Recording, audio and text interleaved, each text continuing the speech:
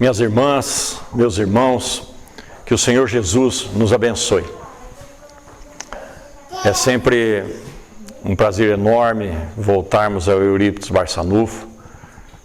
Nós é que temos aprendido muito com esta casa, com os vídeos que nos são enviados. Não consigo assistir tudo, mas um pouquinho sempre dá para a gente aproveitar. Então é uma bênção, eu agradeço a oportunidade, rogo ao Senhor Jesus que nos envolva, para que nós possamos tirar proveito de mais essa oportunidade. E na noite de hoje nós gostaríamos de passar em revista uma das passagens mais extraordinárias do Evangelho do Senhor Jesus. Evidentemente, quando nós acompanhamos todo o desenrolar das atividades do Senhor aqui na Terra, nós vamos encontrar fenômenos absolutamente extraordinários, que nunca conseguiram repetir. Não há história, não há histórico na Terra de nenhum fenômeno produzido pelo Senhor sendo repetido. Mas existe um fenômeno, que é o que nós pretendemos refletir, que é absolutamente extraordinário, dado a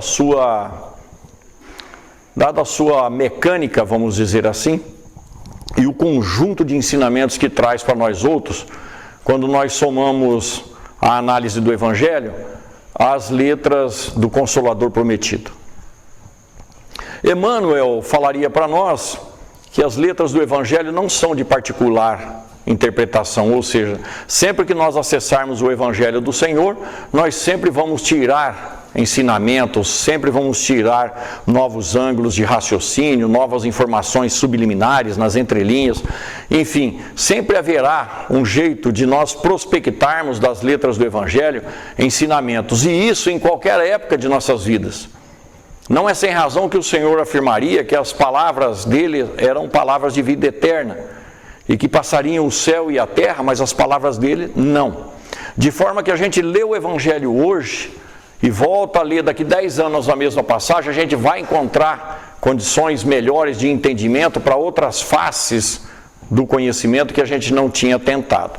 Assim, a passagem do Monte Tabor, que é a que pretendemos refletir a respeito, sempre trará para nós uma quantidade imensa, e não será em alguns poucos minutos que a gente conseguirá tirar todo o ensinamento que está incluído nela.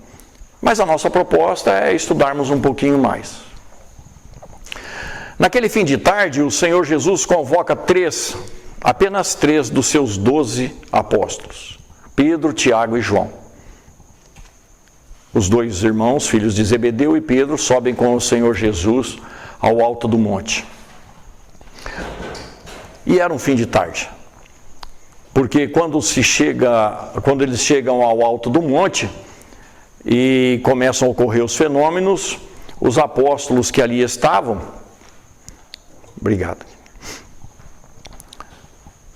se propõem a fazer 3 cabanas para o Senhor Jesus e para aqueles 2 espíritos que estavam conversando com ele. Mas voltemos à subida. Eles estavam querendo fazer uma cabana para passarem a noite.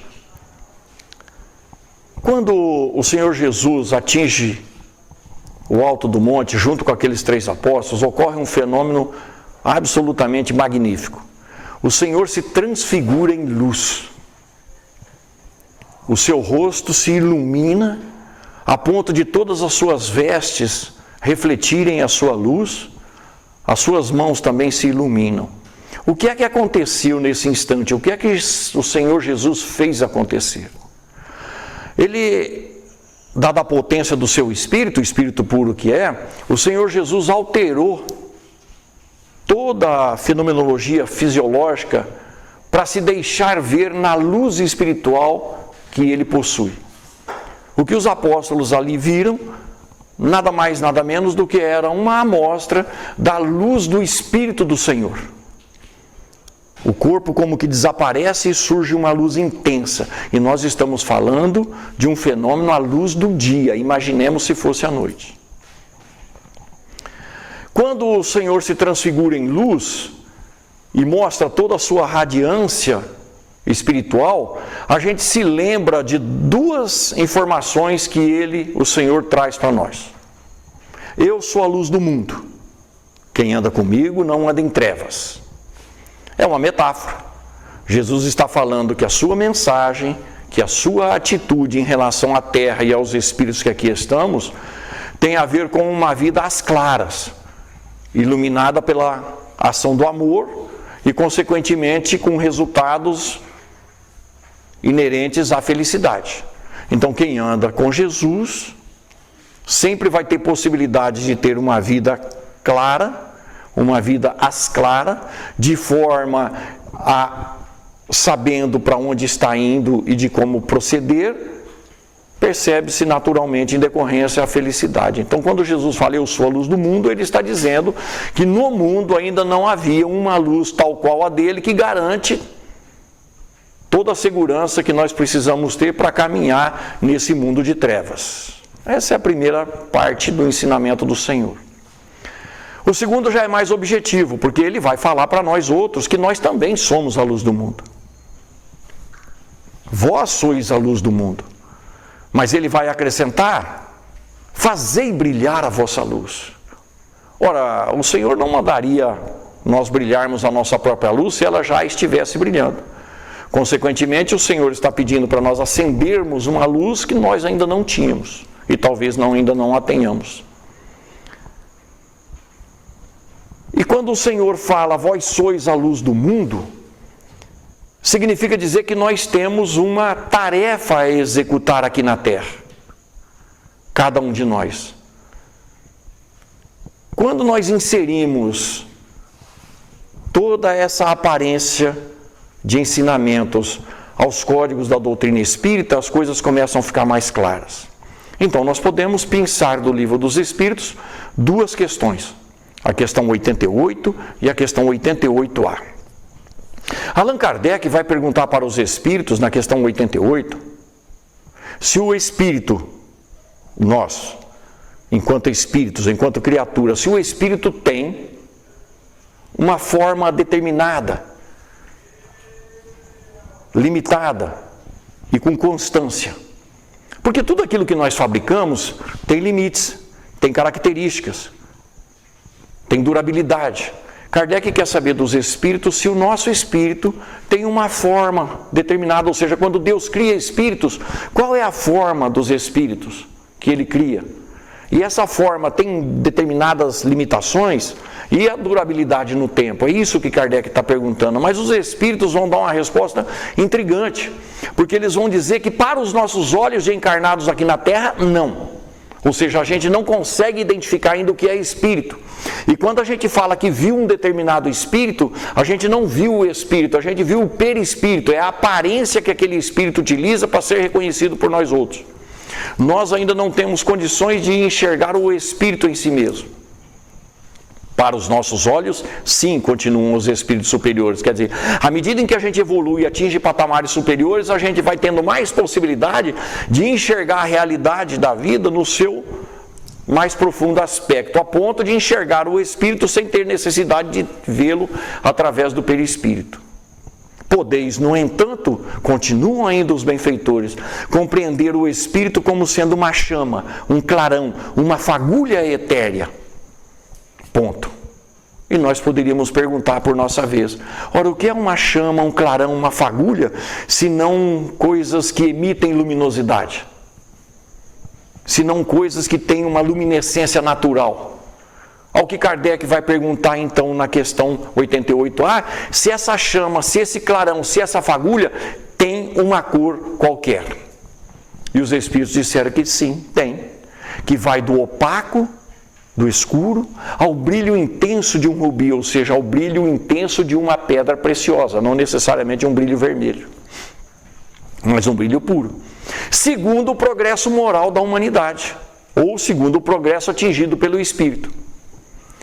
Ora, raciocinemos então, se Jesus fala que nós somos a luz do mundo e Ele pede para nós brilharmos, significa que o nosso mundo só é trevas porque nós que aqui habitamos, encarnados e desencarnados, ainda não temos luz suficiente para clarear o mundo.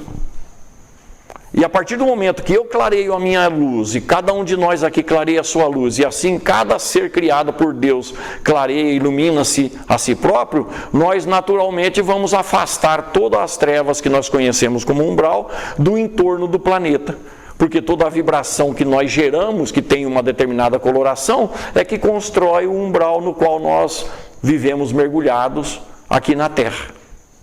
Então Jesus está falando que se há uma forma de andar bem, produtivamente e se sentindo feliz, é fazer brilhar a nossa luz.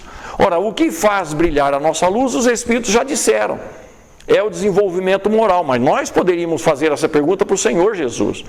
Senhor, como é que eu faço para brilhar a minha luz? E Ele vai responder para nós lá no capítulo 11 do Evangelho de São Lucas, no versículo 34, quando Ele fala assim: a candeia do teu corpo, ou seja, o que ilumina o teu corpo, são os teus olhos. Se os teus olhos forem bons, todo o teu corpo será luminoso. No entanto, se os teus olhos forem maus, todo o teu corpo será tenebroso. Ora, o que é que diz Jesus com isso? Não são os olhos físicos que clarearão o nosso corpo físico, são os olhos da alma, consequentemente a forma como a gente enxerga o mundo, conforme a gente vê o mundo, as circunstâncias, as situações, as pessoas. Então, se os meus olhos forem de bondade, de boa vontade, de otimismo, de fé, de perseverança no bem, automaticamente eu vou iluminar o meu corpo físico a partir do Espírito, porque eu estarei enxergando o mundo com os olhos do Espírito, a casa mental do Espírito vai refletir sobre isso e naturalmente vai expor uma luminosidade diferenciada. Então é a forma como a gente enxerga o mundo que ilumina o nosso espírito. Mas Jesus está falando, a candeia do teu corpo são os teus olhos. Ora, se o espírito emite uma vibração pensante, vamos dizer assim, e toda vibração tem uma coloração correspondente, quando essa coloração sai do espírito, ela preenche todo o perispírito, que envolve todo o corpo físico. Consequentemente, ao envolver o corpo físico, o nosso corpo também vai refletir parte dessa luz naquilo que nós conhecemos como aura, ou o efeito corona, nas palavras de André Luiz, no entorno da nossa limitação fisiológica ou perispiritual, decorrente do fenômeno do pensamento do espírito.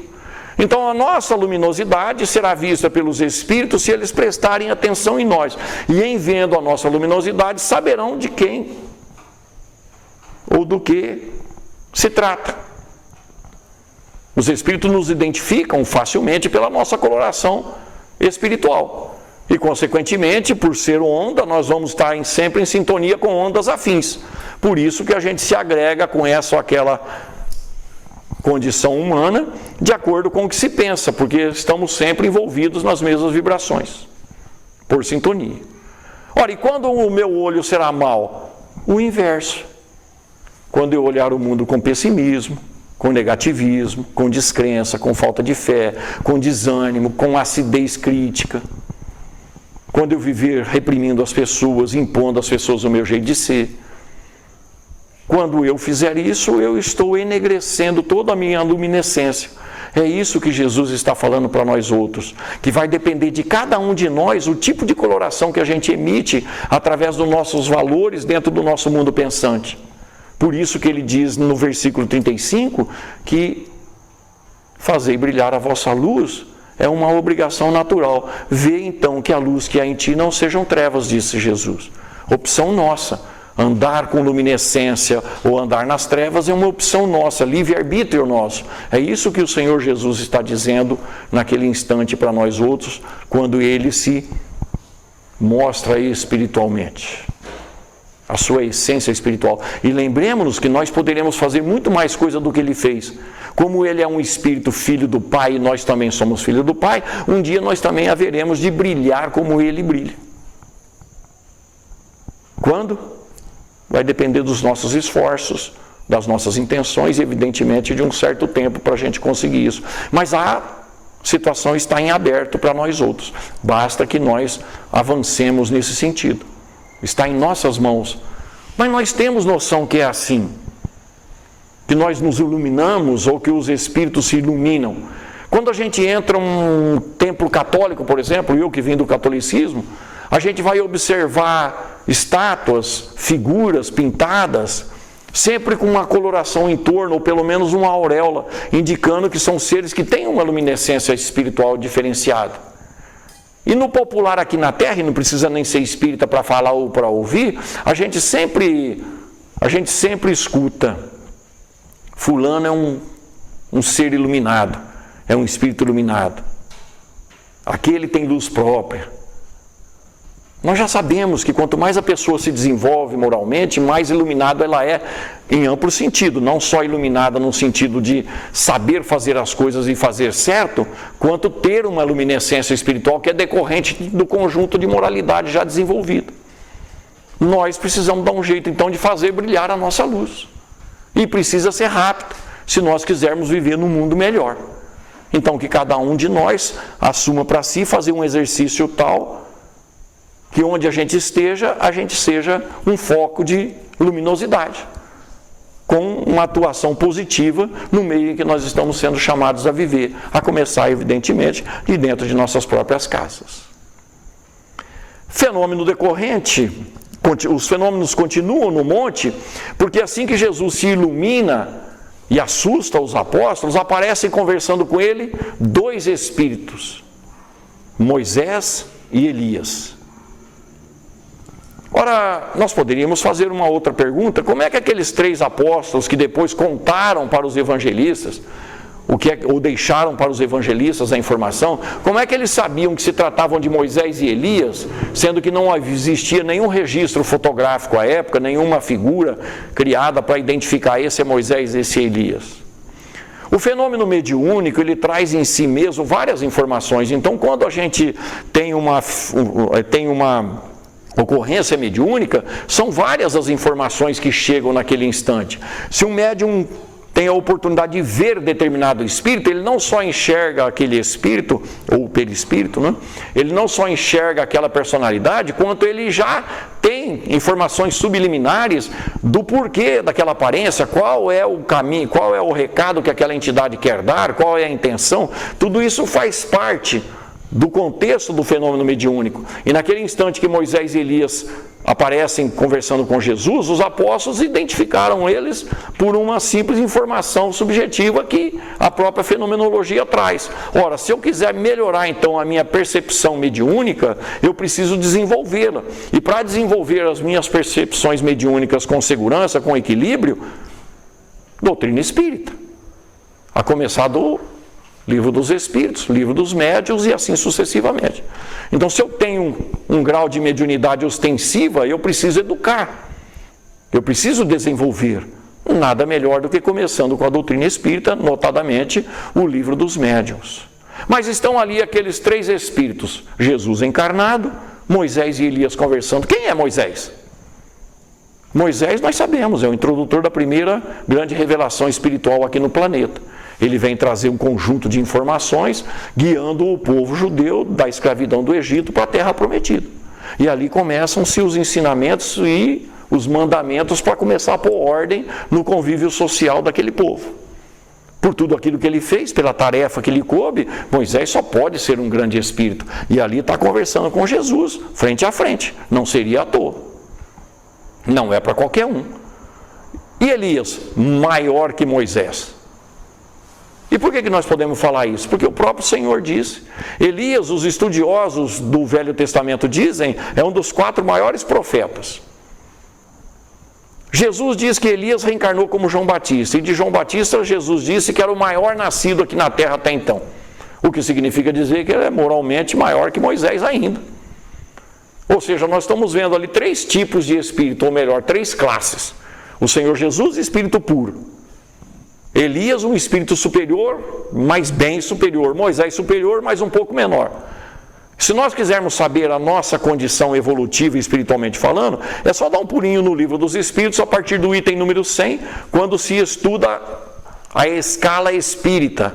Kardec ensina nós todos ali como se identificam os espíritos. Ele separa os espíritos em 3 grandes ordens, em 10 classes distribuídas. E para cada uma das 10 classes, quais são as preferências, as tendências, os interesses, as formas de pensar e de agir. Então, uma leitura rápida das 10 classes já será suficiente para a gente saber se a gente está na primeira ordem, que é dos espíritos puros, na segunda ordem, que é dos espíritos intermediários, ou na terceira ordem, que é dos espíritos impuros ou imperfeitos. É só observarmos, a gente não precisa nem ouvir ninguém. Nós mesmos nos identificamos ali em qual das 3 ordens nós nos encontramos. Daí a necessidade de estudarmos o livro dos Espíritos, porque a partir do momento que a gente se identifica em qual das ordens a gente está, a gente já sabe o que é que a gente precisa fazer e deixar de fazer para galgar, porque esse vai ser o caminho natural de todos nós, galgar as posições espirituais rumo à perfeição relativa, né? Então aqueles 3 espíritos estão ali conversando e nós poderíamos perguntar, mais uma vez, vamos fazer muitas perguntas. O que é que aqueles 3 espíritos conversavam? Jesus, Moisés e Elias. Será que eles estavam discutindo se a eleição dos Estados Unidos foi fraudada ou não? Será que eles estariam discutindo ali como é que foi a vitória do Corinthians em cima do São Paulo? Como é que foi a novela da semana passada? Como é que está o custo do feijão ou da gasolina? Não, isso é coisa de gente encarnada. Isso é coisa de nós outros aqui, que ainda estamos muito presos aos questiúnculos do dia a dia, as manchetes, a motivação terra a terra. Esses espíritos não perdem tempo com essas coisas. O que disse Jesus? Meu Pai trabalha até hoje e eu trabalho também. Jesus não perdia um único instante da vida dele aqui na terra com inutilidades, com futilidades. O que significa dizer que aqueles 3 espíritos ali, Jesus, Moisés e Elias, estavam numa reunião de trabalho. Que trabalho? Já sabemos hoje, Jesus é o governador espiritual da terra. Então, era para ouvir o Senhor Jesus acerca dos planejamentos que ele tinha para os acontecimentos para este planeta. Então, aqueles 2 espíritos, Moisés e Elias, trabalhadores do Senhor. Trabalhadores do Senhor. E ali estão prestando conta, entre aspas, e perguntando, e agora, o que vai ser, Senhor? Qual é o rumo da coisa? A gente brinca, mas é nesse sentido que se dá. Prestam contas aos espíritos superiores. Allan Kardec faz uma pergunta muito interessante aos espíritos na questão 622 do Livro dos Espíritos. Ele pergunta para a espiritualidade maior se Deus sempre deu ao ser humano aqui na Terra a oportunidade de ter a sua lei, a lei de Deus, conhecida. A lei de Deus, todos nós sabemos, está dentro da nossa consciência, mas é preciso que venha sempre missionários aqui para fazer a lei de Deus ser conhecida mais rapidamente. Os espíritos disseram o seguinte: sim, vocês nunca estiveram desamparados. Em todas as épocas da humanidade, espíritos superiores encarnaram, não é reencarnaram, encarnaram na Terra para fazer a lei de Deus ser conhecida. Para quê? Para que a gente possa tirar proveito mais rapidamente, para que a gente possa ser feliz mais rapidamente. Então esses espíritos superiores encarnam, não é reencarnam. Quem reencarna somos nós, que precisamos ainda da luta da reencarnação para desenvolver o nosso espírito, para um dia lá na frente a gente não precisar mais reencarnar e viver no mundo espiritual numa condição muito melhor. E nós somos tão ignorantes em relação a isso que a gente tem até medo de morrer. Quando morrer é uma necessidade para o nosso espírito para viver um estado melhor, porque aqui a nossa liberdade espiritual é muito restrita. Então a gente luta até pela lei, contra a lei natural, porque a gente tem receio de voltar ao mundo dos espíritos. E estamos falando dos espíritas, que já sabem como é que é o mecanismo. Eu tenho certeza aqui que todo mundo gostaria de uma colônia igual ao nosso lar, mas ninguém queria agora. Quer ir para uma colônia espiritual? Nosso lar? Hoje não, né? Mais tarde. É da nossa natureza. Ora, esses espíritos vêm então em socorro aos que estão atrasados. Esses espíritos compreenderam a vontade de Deus. E qual é a vontade de Deus? Ouçamos Jesus. Evangelho de São João. ele diz: eu não saí dos céus e vim à terra pela minha vontade, mas pela vontade daquele que me enviou. Olha que interessante. Espírito puro, obediente a Deus, subserviente a Deus. Olha a humildade. Eu não vim à terra por mim, eu vim por Ele. E a minha alegria é fazer a vontade daquele que me enviou. A vontade de Jesus, então, é fazer com que a vontade de Deus prevaleça. E a nossa? Que a nossa prevaleça. Tanto que eu perco a paciência quando sou contrariado, eu fico bravo quando as coisas não dão certo, se não é do meu jeito não precisa fazer. Quer dizer, eu ainda não compreendi qual é a vontade de Deus, porque eu quero que seja feita a minha vontade. E olha que a gente já fala isso no Pai Nosso há 2000 anos, seja feita a vossa vontade assim na terra como no céu. E a gente ainda vive brigando contra a vontade de Deus. E Jesus não, eu vim pela vontade daquele que me enviou. E a minha alegria é fazer a vontade dele. E é da vontade do meu Pai que nenhuma das ovelhas que ele me deu se perca. Qual é o trabalho de Jesus? Socorrer ovelhas desgarradas, perdidas, nós. Aqueles dois espíritos estão ajudando Jesus a recolher as ovelhas ao redil dele. E evidentemente será a ovelha aquele que ouvir o pastor e reconhecer a sua voz. Enquanto a gente não ouve o pastor e não reconhece a sua voz, somos lobos ou bodes, segundo propõe Jesus. Esses espíritos superiores, além das atribuições que eles têm, além das atividades que eles têm no mundo que eles vivem, eles também assumem para si a tarefa de vir socorrer os atrasados, os sofredores, os perdidos, os extraviados. É disso que se trata. Mas até aí tudo bem, é trabalho deles, eles têm força para esse tipo de tarefa, eles têm condições de executar esses planos, sim. Mas a doutrina espírita vai nos esclarecer uma coisa muito importante relacionada a esse retorno daqueles que avançam em busca dos que se atrasam. Está na questão 88A do Livro dos Espíritos. 888A do Livro dos Espíritos. Desde a questão 886 está se discutindo caridade, segundo entendia Jesus. Benevolência para com todos, indulgência para com as imperfeições alheias e perdão das ofensas. Kardec começa a discutir a questão da caridade material, a esmola, enfim, tudo aquilo que se precisa saber na Terra, mas é na questão 888A que São Vicente de Paulo vai dar uma informação que não pode mais sair da nossa cabeça.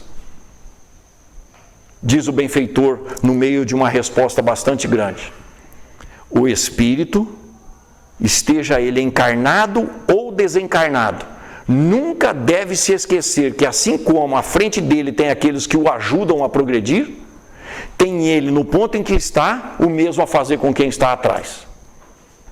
O que isso significa? Que onde nós estivermos na escala espírita, nós temos uma obrigação natural que é socorrer aqueles que precisam da gente ou aqueles que têm necessidade de algo que nós temos para eles.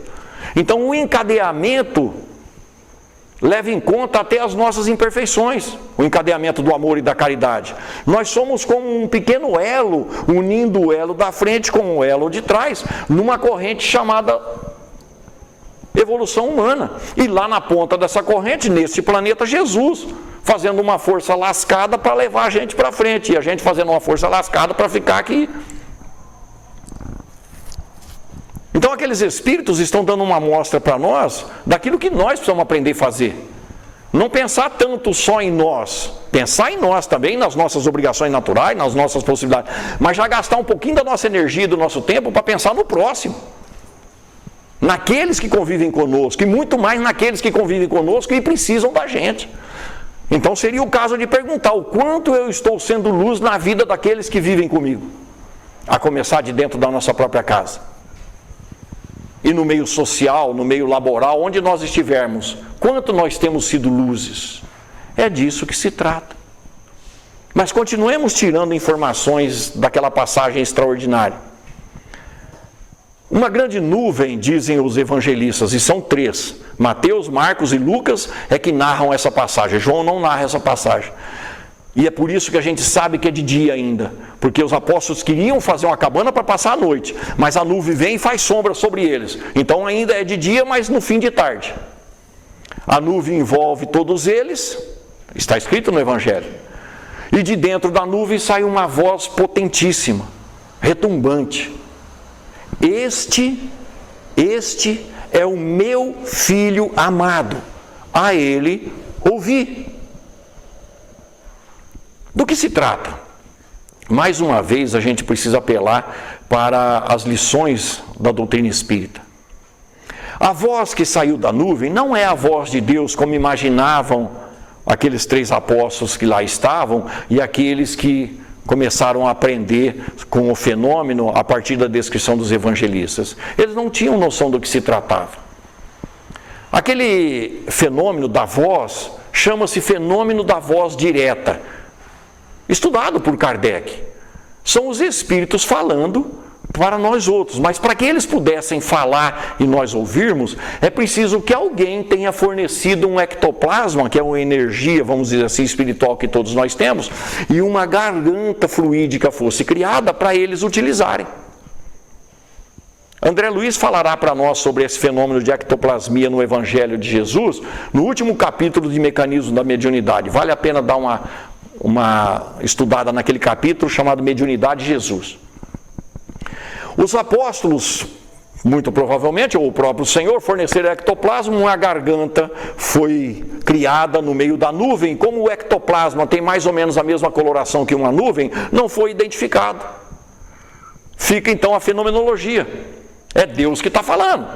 Mas aquela voz que representa Deus está dizendo, olha, presta atenção que esse é o Filho de Deus. Todos nós somos, mas aquele era um ser especial. E é ele que vocês têm que ouvir. Então, naquele instante, a espiritualidade maior está dizendo para nós todos, olha, esse é a quem vocês têm que dar ouvido. Nós temos dado ouvido na importância que precisaríamos dar ao Senhor Jesus? Raciocinemos. Raciocinemos. Jesus fez milagres, entre aspas, como ninguém na face da terra. E ele vai dizer, as obras que eu faço testificam quem eu sou. Ou seja, ninguém fez o que ele fez. Nicodemos falou isso para ele. Ninguém pode fazer o que você faz se Deus não estiver junto. Ou seja, era milagre demais da conta. Então o raciocínio é lógico. Para fazer o que esse cara faz, ele só pode ser da parte de Deus. E mesmo assim, as suas palavras eram estranhas para muita gente, que nem sequer tinha um mínimo de raciocínio no sentido de comparar o que ele está fazendo com o que ele está falando. E se Jesus fez o que fez e falou o que falou, uma coisa unida à outra, é para a gente dar para ele credibilidade.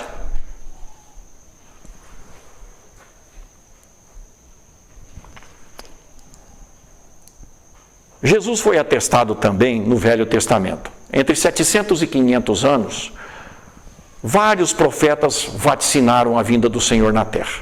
Vários. Isaías, muito. Ezequiel, Miqueias, Zacarias. Aliás, Zacarias vai fazer uma profecia extraordinária, porque mostra um nível de detalhe do planejamento da vida de Jesus na terra. Zacarias diz mais ou menos assim, exultai, ó Jerusalém, eis que o teu rei virá a ti montado num jumento, filha de jumento. Lembram-se da última ceia? Que Jesus ordena, vá lá, busque o jumento, filho de jumenta. E se te perguntar por que está buscando, diz que é o Senhor que mandou buscar. 500 anos antes já estava escrito que Jesus entraria em Jerusalém montado num lombo de jumento. Olha o detalhe do planejamento espiritual. Mas para Nicodemos, o Senhor Jesus disse que o Espírito sopra a vida onde Ele quer. O que significa dizer que nós sopramos a vida física aqui onde nós queremos, ou seja, onde nós precisamos, onde nós temos necessidade, onde nós temos motivos e objetivos. Então, tanto o Senhor Jesus era planejado na sua presença na terra, foi planejado, quanto nós estamos aqui planejadamente. Para quê? Para que nós possamos voltar ao mundo dos espíritos em melhores condições do que quando nós chegamos. Mas Jesus não precisa disso. Mas o Velho Testamento atesta que viria um espírito desse porte aqui. Quando ele chega, a nuvem fala isso, mas os encarnados também, porque João Batista vai perguntar para ele, mandar perguntar para ele, você é mesmo aquele que nós estamos esperando? E Jesus manda dizer, olha, os cegos estão vendo, os surdos estão ouvindo, os mudos estão falando, todo tipo de doença está sendo curada e todos os espíritos imundos estão sendo afastados. Jesus mostrou obras e mesmo assim não convenceu todo mundo. Ora, 1857 anos depois surge a doutrina espírita como o Consolador prometido por ele, e ele disse que quando o Consolador viesse ele também seria atestado. Na questão 625 nós sabemos, Jesus é o guia e modelo máximo dado por Deus para a nossa evolução na Terra. Então percebamos que há um encadeamento de confirmações acerca de quem é esse Espírito. E naquele instante a espiritualidade está confirmando, olha, é esse ser que vocês precisam seguir. Senão vocês se tornam cegos, e cegos que conduzem cegos, cai todo mundo no buraco, disse Jesus. Vocês perceberam que são vários fenômenos que aqueles 3 apóstolos verificaram? A vidência da luminescência do Senhor, a vidência de espíritos superiores, a audiência. Ora, será que os 12 apóstolos tinham mediunidade suficiente para todos eles verificarem os fenômenos? Não, Jesus escolheu aos 3 que tinham condições mediúnicas de ver e tirar proveito da fenomenologia. E aí então a nuvem se desfaz e eles começam a voltar, descer o monte. No meio do caminho o Senhor Jesus proíbe aqueles 3 apóstolos de contar a quem quer que fosse o que tinham visto, ouvido, o que tinha acontecido lá em cima do monte. E mais uma vez nós poderíamos perguntar, por que Jesus fez isso? É fácil a gente compreender quando a gente estuda o Evangelho. Aqueles 3 apóstolos, quanto os outros 9, são seres humanos. Estavam na condição de seres humanos e não são espíritos perfeitos. Não eram espíritos perfeitos. Consequentemente, carregavam em si as mazelas ainda naturais da natureza humana. Lembremos, Pedro negou Cristo 3 vezes, fraqueza de espírito. Judas traiu Jesus, fraqueza de espírito. Quando Jesus foi preso, 9 dos apóstolos desapareceram com medo de ser preso, fraqueza do espírito. Só João ficou junto com o mestre até o Gólgota. O que significa dizer que Jesus tinha como seus trabalhadores mais chegados seres humanos imperfeitos, tais quais nós somos. Não estou aqui comparando-me com esses espíritos que fizeram parte do apostolado, não se trata disso. Mas se trata de nós entendermos que Jesus conta com cada um de nós, independentemente das nossas fraquezas e das nossas fragilidades. Ele aceita cada um de nós tal qual nós somos, porque o que interessa para Jesus é de hoje em diante, vá e não peques mais. Mas por que então Jesus proibiu aqueles apóstolos de contarem para os demais? Vocês já imaginaram como seria? Talvez acontecesse como Tomé. Depois de desencarnado, o Senhor aparece junto aos apóstolos, a porta fechada, Tomé não está no meio, Jesus conversa com eles, desaparece. Quando Tomé chega, os apóstolos falam, Tomé, o Senhor esteve conosco. O que disse Tomé? Eu só acredito vendo. Se eu colocar a mão no lado dele, ou os dedos nas chagas dele. Passa uma semana e Jesus torna a aparecer, agora Tomé está no meio. E Jesus, Tomé, põe tua mão aqui, põe o teu dedo aqui. Senhor, é você. Bem-aventurado Tomé é aquele que não precisou ver para quê. É uma questão de raciocínio, é uma questão de lógica, é uma questão de boa vontade. Então, se aqueles 3 apóstolos descem e começam a contar para os outros, o melindre falaria em primeiro lugar, mas por que o Senhor não me chamou também? Por que escolheu ele e não escolheu eu? Já ia ser um disse-me-disse. Que tem uma passagem no Evangelho muito interessante, é quando Jesus chega, eles se calam, os apóstolos, e ficam ali meio de cabeça baixa. Eles estavam discutindo quem deles era o maior no reino dos céus. Ao que Jesus disse, o maior no reino dos céus é o servidor de todos na terra. Quer dizer, então entre eles havia certas disputas naturais do psiquismo humano. Então se aqueles apóstolos contam, ia virar um maior pampeiro. Mas quando o Senhor voltasse para o mundo dos espíritos, ele não seria questionado por que levou o outro, não levou eu. As coisas ficariam muito mais claras, dados os fenômenos que continuaram a acontecer. E aí nós estamos aprendendo até hoje com a passagem da transfiguração do Senhor Jesus no monte. Mas fica muito claro para nós todos que existe uma luz dentro de nós. E ninguém vai fazer essa luz acender se não for nós próprios. Através do esforço no bem, através do esclarecimento, através de atitudes positivas diante da vida. Está à nossa disposição. E agora que o Natal está se aproximando, e todo esse clima natalino nos remete mais uma vez à fraternidade, à serenidade emocional, à tranquilidade espiritual, mais do que nunca nós precisamos aprender a reter dentro de nós a luz do Senhor, através dos seus ensinos, para que nós consigamos, em colocando em prática, fazer também brilhar a nossa luz com muito mais rapidez, com muito mais segurança, com muito mais profundidade. Então o Natal traz para nós a oportunidade de transformarmos o nosso espírito em mais luz. Mais luz significa mais amor, mais bem-estar às pessoas que convivem conosco, mais amor, mais socorro àqueles que precisam daquilo que nós podemos fazer por eles.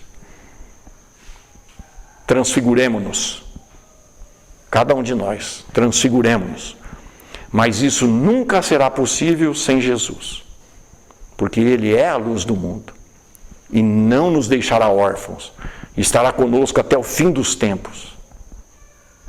Nós é que precisamos estar com Ele. Então que nossa opção seja sempre com Jesus, nunca sem Kardec. Muito obrigado a todos e muita paz.